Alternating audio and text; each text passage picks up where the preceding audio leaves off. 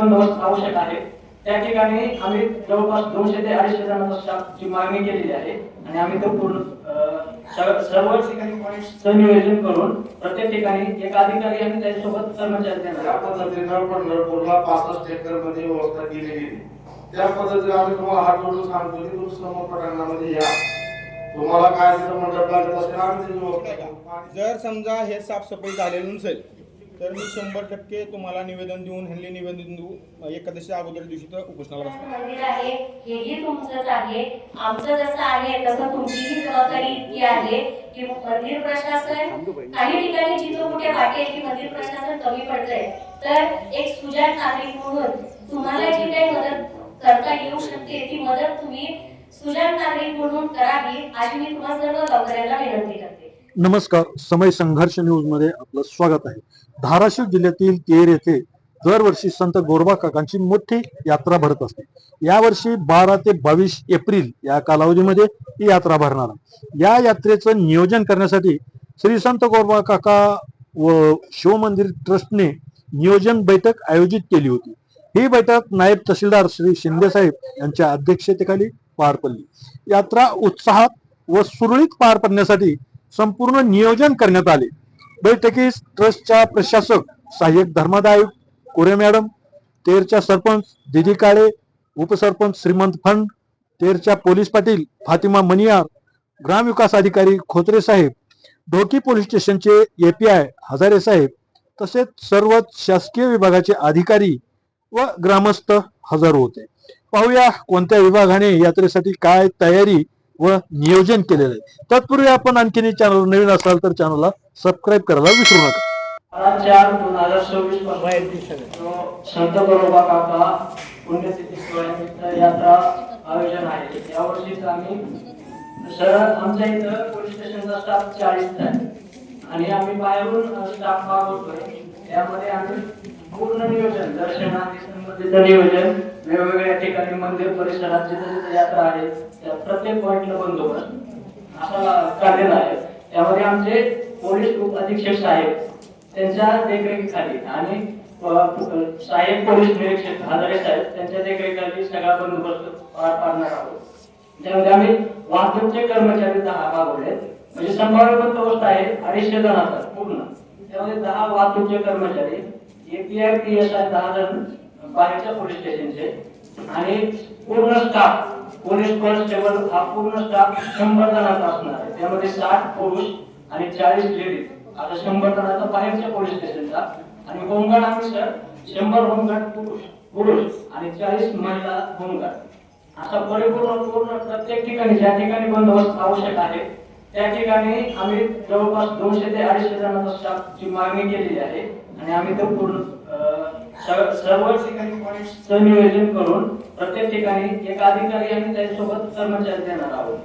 आणि याच्यामध्ये सर 2 पथक नेमलेले, छेडछाड पथक महत्वाचं म्हणजे आणि अवैध धंद्यावर कारवाई, ह्या दोन्हीमध्ये एक अधिकारी आणि त्यांच्या सोबत 5 ते 6 कर्मचारी देणार आहोत। छेडछाड पथक हे 24 तास आहे, 12 तास ड्युटी असणार आहे त्यांची, असा बंदोबस्त आम्ही केलेला आहे। आणि जर याच्या व्यतिरिक्त जर अवैध धंद्यावर कारवाई आम्ही याच्यामध्ये कुठलाच धारा नाही अवैध धंद्यावर कारवाई। जरी एखाद्या वेळेस आमच्याकडून नजर चुकीने कोणी राहिलेला असेल तर तुम्ही कोणी पण कळवलं तरी आम्ही लगेच कारवाई करू, एवढा बंदोबस्त दिलेला आहे। धन्यवाद। पाच टँकर मंजूर झाले, दिनांक 11 पासून टँकर इथे येतील। पिण्याचं पाणी पुरवठ्याचं शुद्धीकरण केलं। 5 टँकर पुरतील का? 5 टँकर हो, 5 टँकर पुरतील। 5 टँकर जे आहेत त्याचे काय तुम्ही पॉईंट फिक्स केले की काय केलं? हो, पॉईंट फिक्स केले त्यांनी। पॉईंट फिक्स करताना जिथं दिंड्या उतरणार आहेत तुम्ही दिंड्याची जागा फिक्स केलेली आहे ना? दिंड्या उतरणार त्या ठिकाणी काय टँकर आम्ही घेऊ आणि ज्या ठिकाणी आवश्यकता भासेल त्याप्रमाणे आम्ही टँकर किती आहे टँकरची? 12,000 लिटर। 12,000 लिटर भरणार कुठून? 2 स्रोत आहेत, फिल्टरून मी करतोय त्यामुळे त्या मार्केट कसं आता उन्हाळ्याचे दिवस आहेत पाणी कमी पडायला नको। हो, बाकी ग्रामपंचायतीने काय केलं पाणी व्यवस्था? आरोग्य विभागातर्फे यावर्षी दरवर्षीप्रमाणे 2 आरोग्य बूथ इथे असतील तपासणी केंद्र, एक मंदिरामध्ये एक बाहेर साईडला. त्यासाठी आपण 32 कर्मचारी पुरवठा केलेले आहेत. त्याच्यामध्ये 6 आरोग्य वैद्यकीय अधिकारी असतील, आरोग्य सहाय्यक 8, आरोग्य सेवक 9 आणि आरोग्य सेविका 6 अशा प्रकारे आपण 32 जणांची प्रतिनियुक्ती करत आहोत. तसेच सध्या आपण तेलमधून पाणी दुर्मिळ शुद्धीकरणासाठी पाठवलेली प्राथमिक आरोग्य केंद्र राखीसाठी त्याचे रिपोर्ट प्राप्त झालेले आहेत.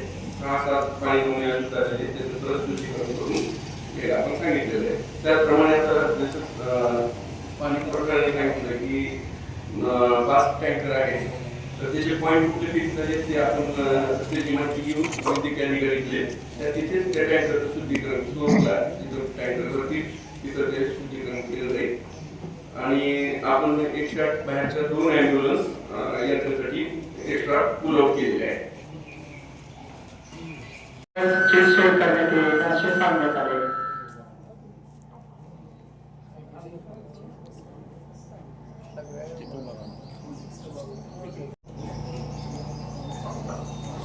आपल्या यात्रा काळामध्ये त्यामुळे सगळं ऑपरेशन केलं जातं.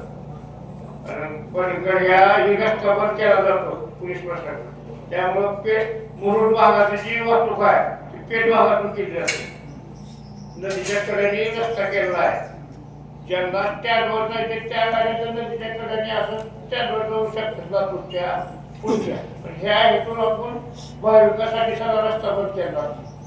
दुसऱ्या दिवशी खोल जातो, पण सध्याचं ऑपरेशन सगळं स्टँडवर केलं जातं.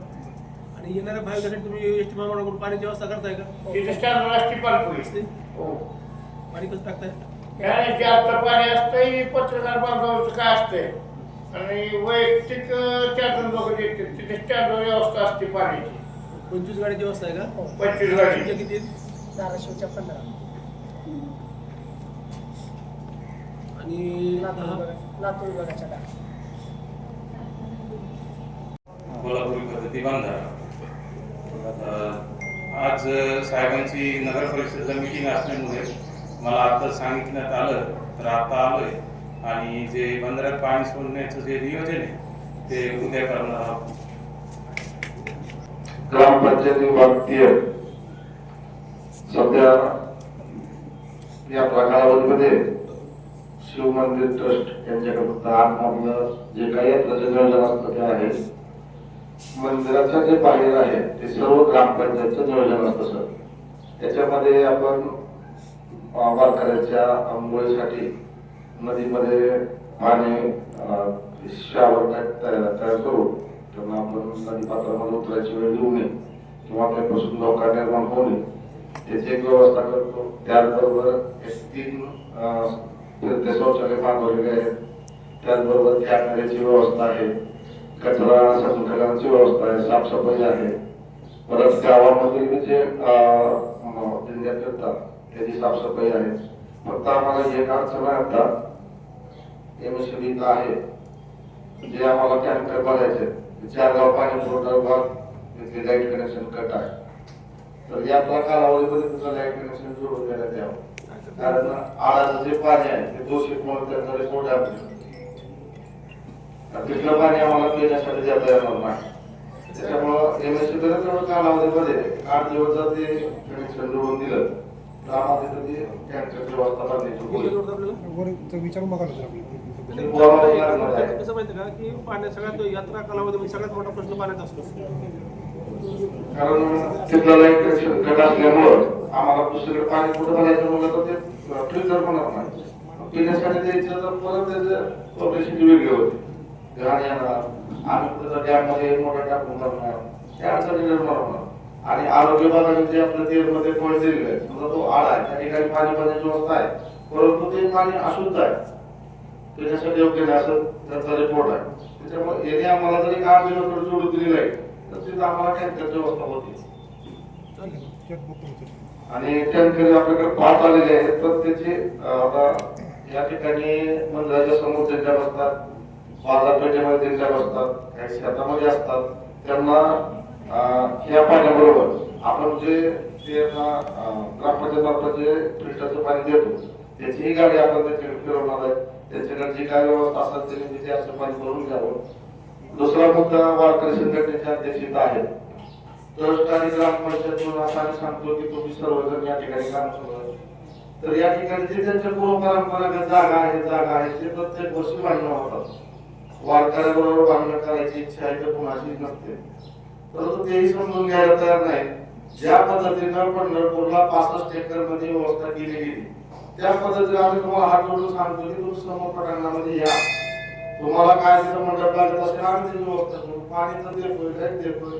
ते काय होतं वर्षाला तिथं बसतात आतमध्ये, परत काय दिंड्याच्या पाठीमागे आता तिथं माती टाकलेली आहे ते परत पाणी होते. तर अध्यक्ष म्हणून त्याला मागाशी बोललो तर ते म्हणतात ते आमचं ऐकत नाही. त्या अडचणी निर्माण व्हायला लागल्या.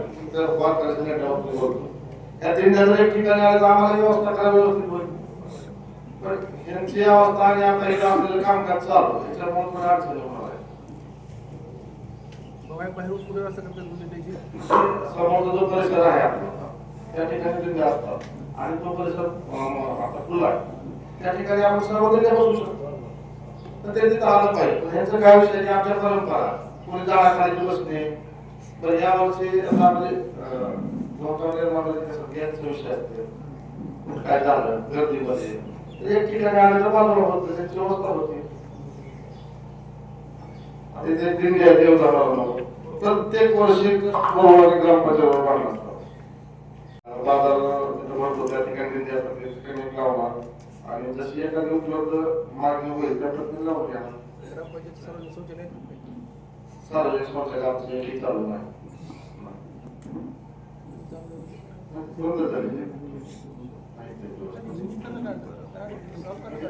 आता इथून पुढे काम करावं लागतं तेवढ्या दिवसात मला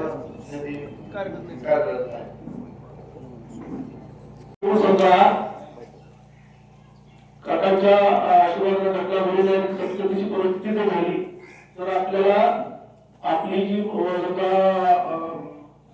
आरोग्य असेल किंवा अग्निशामक गाडी असेल सहजा जाईल आणि सहजा येईल अशी व्यवस्था करावी. बऱ्याच ठिकाणी काय होतं की तुम्ही जागा दिल्याबद्दल त्या ठिकाणी गर्दी होते आणि दुसरी गोष्ट की जी जागा दिल्यानंतर मधल्या भागामध्ये दोरा बांधल्या जातात त्या दोऱ्याला कपडा आणला जातो चालण्यासाठी तसं होणार आहे. कृपया दिल्या कारण त्यांनी बऱ्याच सांगता नाही म्हणतो वाहन घेण्याचं लागलं तर ते सगळं बसूनच करावं लागतं आणि त्याला प्रशिक्षण दिलेलं आहे. आपल्या तशी आपत्ती व्यवस्थापनाला तुमच्या गावची आणि आजूबाजूच्या गावातल्या जी आम्ही मुलं प्रशिक्षण ट्रेन केली या मुलांची यादी आहे. लागेल तर त्यांना त्यांचे या बाबतीत बैठक घेऊन त्याला करण्यात आला तर त्या ठिकाणी प्रयत्नशील आहोत. गोरोबा काकांचं मंदिर असं वाटतंय का तुम्हाला बसलं? तुम्ही सांगा समोर काकाच्या समोर बसले तुम्ही.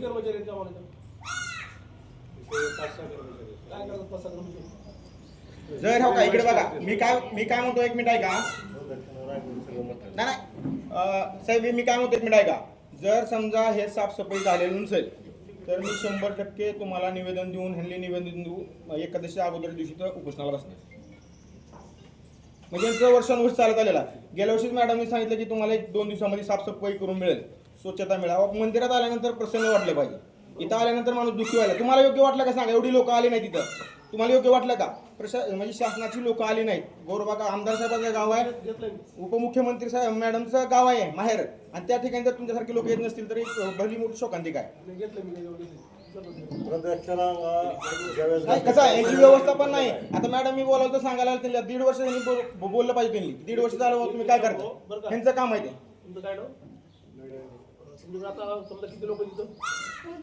आता 1.5 वर्ष त्यांनी पगार घेतला नाही कामाचा काही दिसता कामा नाही. एकही असं तुम्ही नळ्या टाकलेल्या दिसता कामा नाही. फरशा पिशा गेल्या वर्षी फुटल्या फरशा यांच्यामुळं तुमच्यामुळे फुटल्या ते फरशा. बाकीच्या बांधकामात हा डेंजर विषय आहे. मी परवा दिवशी बघणार आहे. कार्याच्या नियोजनासाठी सर्वप्रथम जी उपस्थित राहिली त्या सर्व मान्यवरांचे स्वागत आणि उपस्थित राहिल्याबद्दल आभार. तर आता ट्रस्ट प्रशासनानं दरवर्षीप्रमाणे मुखदर्शन धर्मदर्शन याची सोय केलेली आहे. करायचं काम चालू आहे. इथे जे आता जो प्रश्न उपस्थित राहिला स्वच्छतेचा, तर त्यासाठी एक कामगार नेमून ही स्वच्छता करून घेण्याचं काम चालू आहे. बांधकामाचा विषय जो होता तो मागच्या वर्षी हे बांधकाम अजून पूर्ण झालेलं नव्हतं किंवा पूर्ण व्हायच्या तयारीत नव्हतं. फक्त सामान येऊन पडलेलं होतं. ते सामान त्यांनी काम पूर्ण करून देतो असं सांगितल्यानंतर यात्रा कालावधी पुरतं बाजूला करण्यासाठी त्यांना आपण निवेदन दिलं होतं. त्यानुसार आता जे काही काम आहे ते थोडंसं तरी प्रगतीपथावर आहे. हे गावकऱ्यांनाही मान्य होण्यासारखं आहे, कारण जे आहे ते काम आपल्या समोर दिसतंय. आणि आता जे काही सामान इथं पसरलेलं असेल तर त्यासाठी आम्ही जिल्हा परिषद बांधकाम विभाग यांना पत्रव्यवहार करतोय आणि यात्रा कालावधीच्या आत जर हे काम पूर्ण होणार नसेल तर सामान सर्व बाजूला सरकून यात्रेकरूंची भाविकांची गैरसोय होणार नाही याच्या संबंधित त्यांना आपण निवेदन करतो. स्वच्छतेचा जो पार्ट आहे की टॉयलेट बाथरूमची व्यवस्था ही आपण मागच्या वर्षी किंवा मी आले त्यावेळेपासून सुरू करून घेतलेली आहे.